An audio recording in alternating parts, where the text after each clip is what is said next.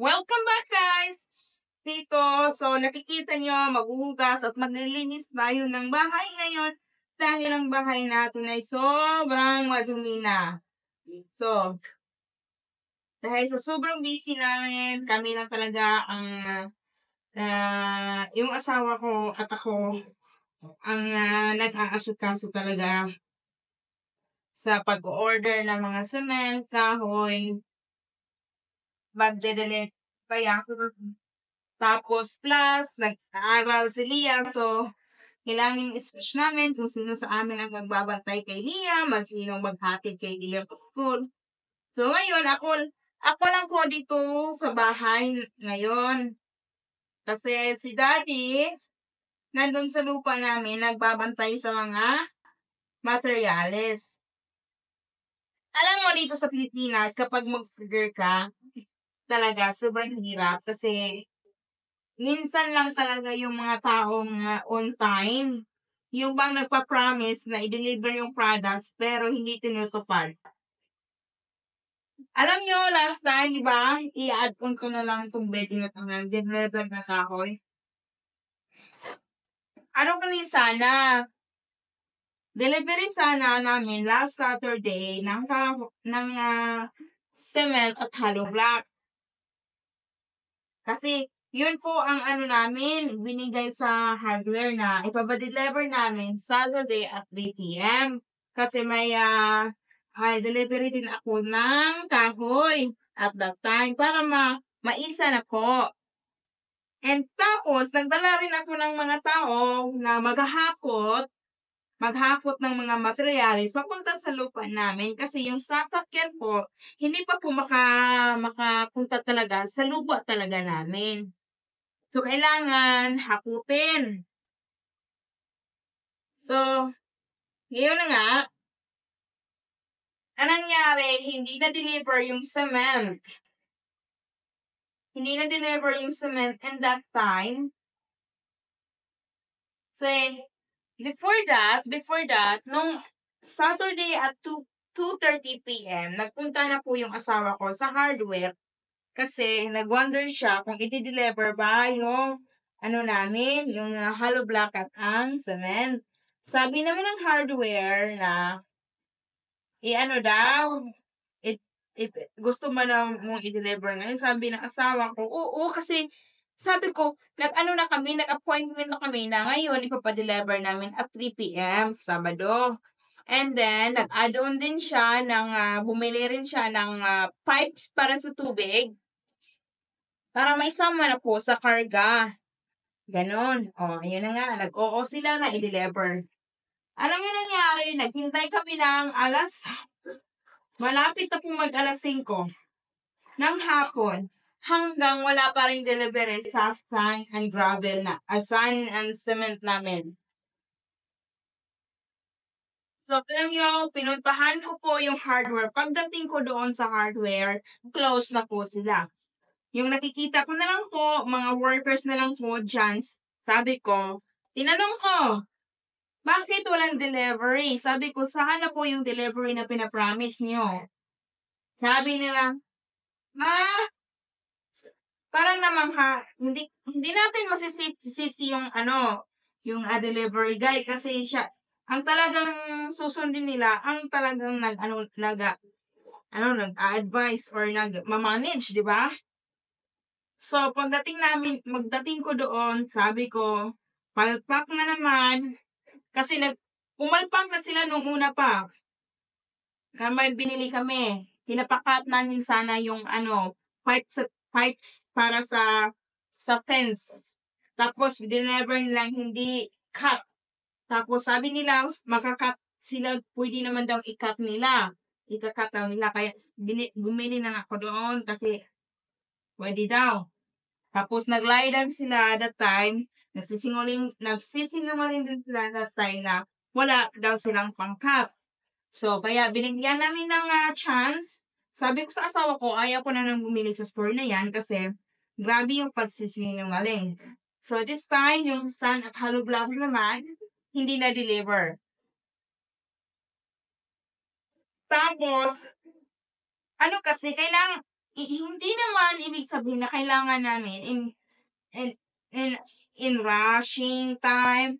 Ang gusto lang namin sana, sinabi na walang delivery. Sana pumunta doon sila sa lupa namin or tumawag, kung meron man silang number sa amin, tumawag na, hey, walang delivery ngayon dahil sira yung sasakyan namin kung yun man ang problema. Pero hindi sila, wala silang pasabi, wala silang update. Tinatawagan ko po yung hardware, kalawang biset, hindi ako sinagot. Kasi ako, kailangan ko yung time. Kailangan ko yung kasi kailangan ko yung mga tao para ma-arrange ko rin yung mga tighakot or tigkuha ng mga bagahe ng mga cement papunta sa lupa namin para hindi maulanan, di ba? Kailangan buhatin papunta sa lupa namin. So, myself also, kailangan ko ding para hindi naman pwedeng i-deliver nila doon diretso na walang bubuhat papunta sa lupa namin kasi maulanan na din yon. So, walang pasabi, no? So, nung tinawagan ko na naman ulit, pinutol, kinaka-out ako, binabaan ako ng tawag, no? While nagsasalita pa ako. So, hardware to sa Ronda, ha? Naiinis talaga ako at galit na galit talaga ako kasi hindi lang oras yung nasayang, pati yung mga tao na binabayaran ko that time, napunta lang sila sa wala. No? Papunta. Dinala ko yung tao doon sa Ronda para maghakot sa mga hollow block. Pero wala eh. Walang delivery, walang ganyan.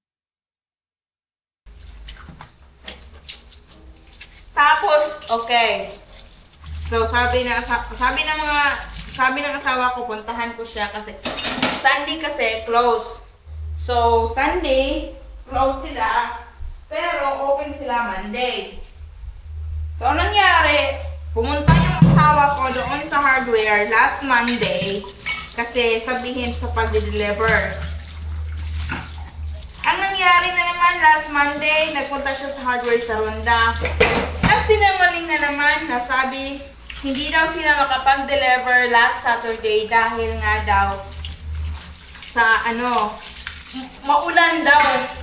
Hindi naman maulan last Saturday dahil alam namin yun kasi nandun kami sa lupa, nagsisinungaling. Instead na magsusorry sana na, pasensya na sir.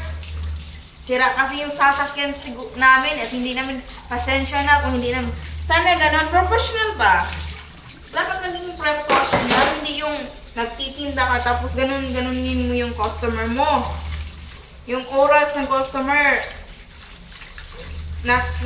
sayang lang. Malayo pa naman namin, kailangan namin i-drive. Kapag may mga delivery, talagang para maayos talaga yung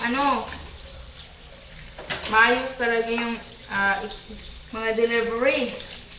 Kasi kapag mabe-build ka talaga ng lupa, yung materials, pag de-delivery, ikaw talaga mismo ang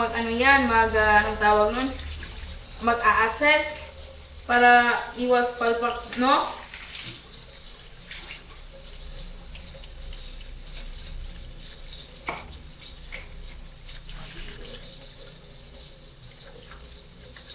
So, yung nangyari na naman, sabi, maulan daw, ganon. Sabi ng asawa ko, so i-deliver nyo. So, ang sagot na naman, guys, hindi daw sila makapag-deliver last Monday na naman dahil wala daw, out of stock daw sila sa hollow block.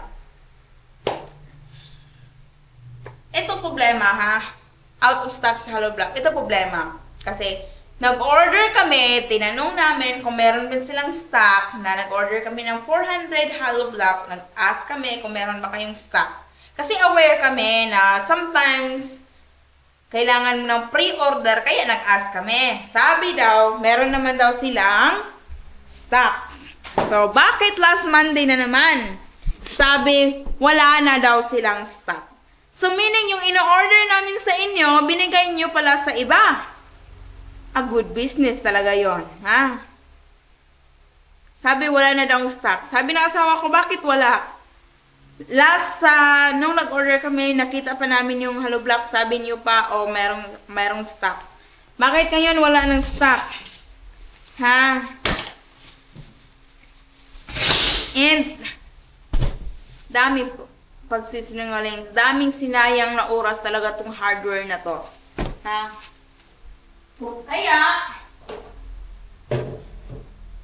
nagtanong siya, sino daw ang asawa ni Axel. Sabi niya si Jessadal. So, nag-ask siya kung gusto mo ba niyang refund. So, sabi ng asawa ko, yes, I want refund. So, kaya, binigyan nila kami ng refund at binili na lang namin sa ibang location. Doon na lang kami sa Mualbual nag-order. Nag-order ng mga sand at gravel. At very good naman talaga yung hardware ng Mualbual dahil galing pa yan sa Badian, no? Tapos nag-ask kami kung meron ba silang stock. Sabi lang meron. Tapos nag-ask kami kung ma-deliver ba today. Sabi nila hindi kasi meron pa silang delivery. Sabi ko, bukas, ma-deliver ba nyo? Sabi nila, oo, ma-deliver namin bukas. Pero hindi namin mapapromise yung oras. So, at least totoo, hindi sila na-promise ng time. So, wala kaming a-assume na time. Basta lang, ganun na araw. So, dineliver nila kahapon. So, very good. Dapat ganun na business. Dapat professional na mag-business, no? Hindi yung,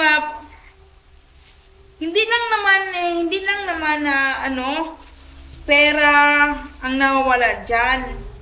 Oras ng tao.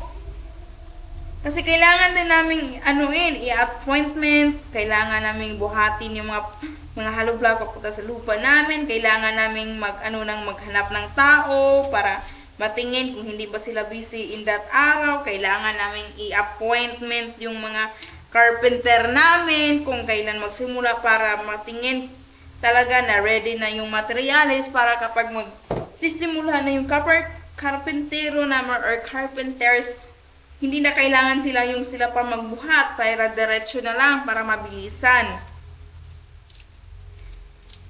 Yun po ang dahilan. Kasi yung carpenter din namin, hindi lang yung bahay namin ang tatrabahuin, meron din silang trabaho. So, kailangan talaga namin ng time, appointment para masabihan rin namin kung kailan magsisimula mag-build, kung kailan ready na ba ang materyales. Sana professional na lang po, mag-sorry man lang, magtumawag na hindi man ma-deliver, ganon. Hindi yung ganon-ganon na lang. Kahit mag-refund pa, pero yung oras na sinayang,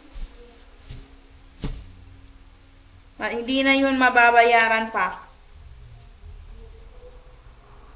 So, thankful ako sa mga hardware doon na nabilhan ng asawa ko sa Mualbual dahil yung promise talaga nila, dinideliver talaga nila. So, take a look this video sa delivery ng kahoy namin. Let's watch this. Hi guys! Welcome back. So, today, ang araw po ng pagde-deliver ng kahoy. So, para mas mabilis po, nag-order na lang kami ng kahoy, which is yung kahoy na gagamitin natin is mahogany. So, ito yung araw na mag-deliver ng mga mahogany. Tapos na pong linilinisan. And, sobrang busy ko sa araw na to. Delivery din ng hollow block, ng cement today. Dahil Saturday yung dinidecide namin mag-deliver dahil for the weekend, school naman ni Liam. So, para matulungan ko rin si Axel paano mag-negotiate sa...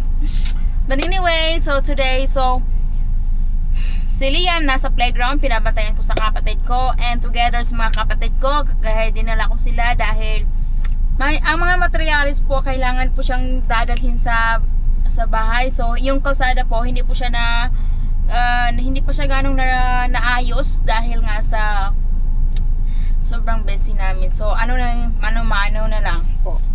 So anyway, let's go and get the wood. So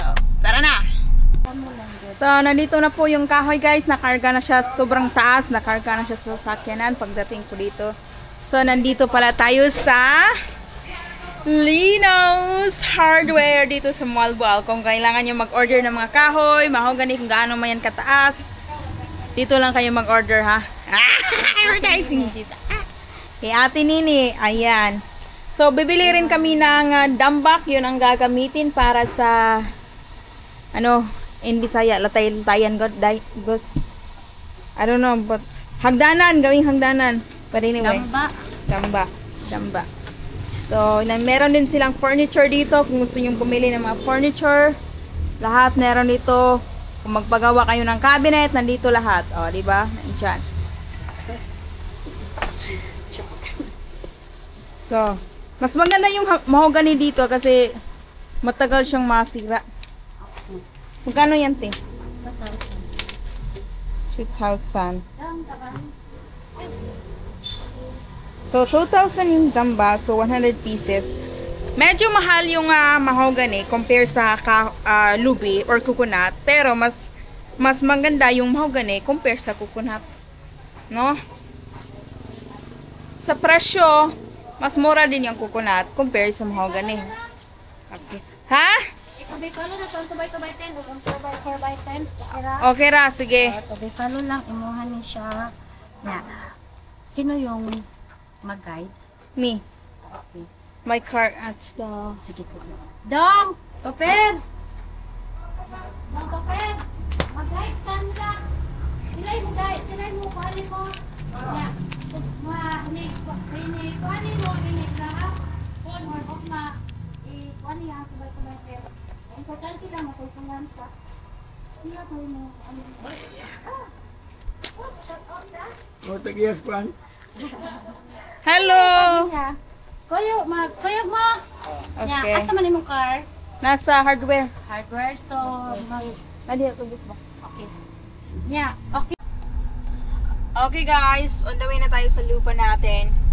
Kung nakita nyo sa likod, may kasunod tayong yellow truck. Kung saan yun ang naglalagay ng ano namin, kahoy. So, anyway, this is very stressful dahil traffic, dahil may funeral. Tapos, I'm very stressful dahil nga kailangan pa namin i-carry to, kargahin at dalhin sa lupa namin. And at the same time, takot ako sa panahon dahil baka umuulan. So, while si Axel nandun sa Ronda, sa hardware, dahil may delivery din kaming hollow block, siya na po doon ang nag-aasikaso para po malagyan or siya na po mismo ang ano ba sa Tagalog yung siya na po mismo ang mag-guide papunta sa lupa namin. So, tingnan nyo nga dito ang traffic. Yung ibang sasakyan hindi na nga hintay, nag-overtake sa kaliwang linya na alaman naman nila na traffic. So, tingnan nyo ang red nga sasakyan. Hindi na siya nakapaghintay ng mamadali. Oh my goodness. Taasan talaga natin ang pasensya natin.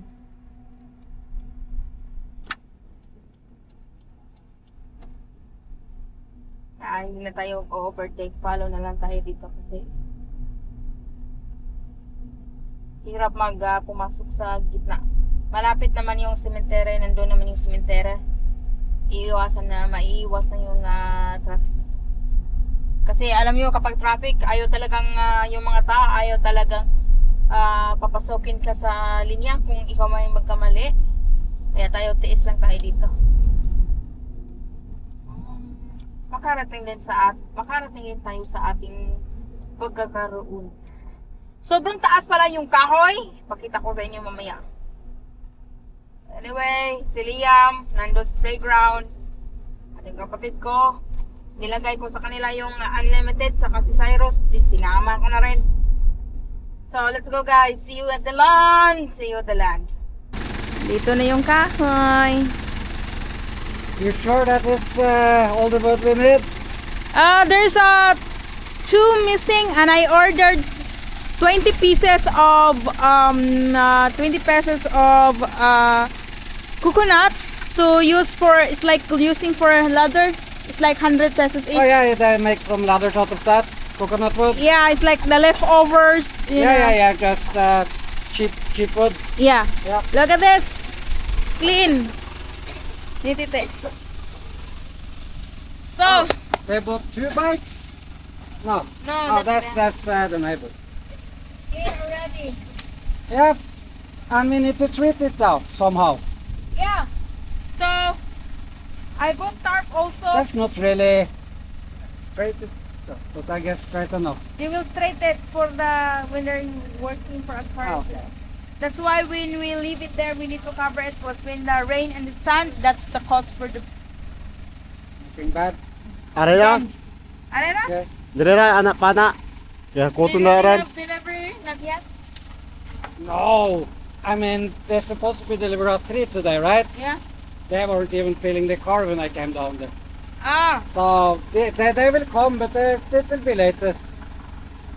So let's just start with this. Araya. Boss, trabaho? Okay. Ito yung bag. Di mo na bukat, gaan naman. Sa'yo nga irag niya ka buwak. Wrong boy, ah. Ah, jail car working ha. Where's the Playground. with Legend? Yes.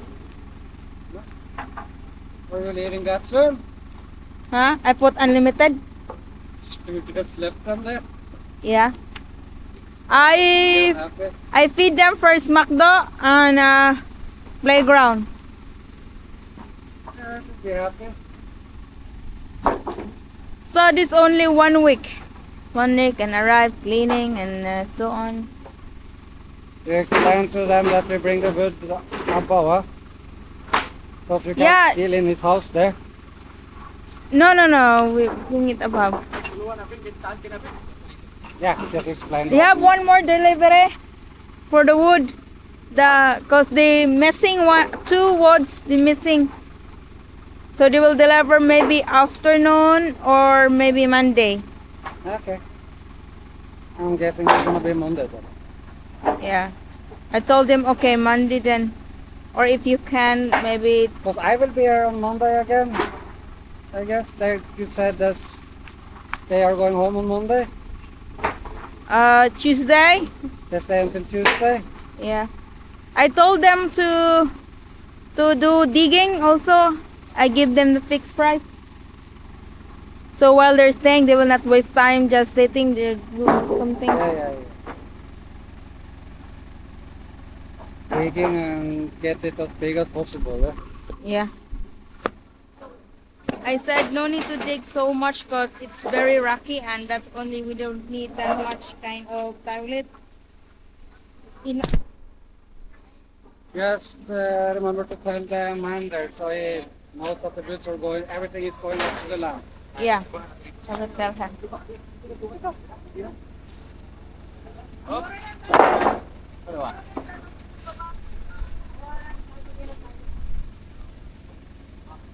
So who was staying here? Daryl and him? Yeah.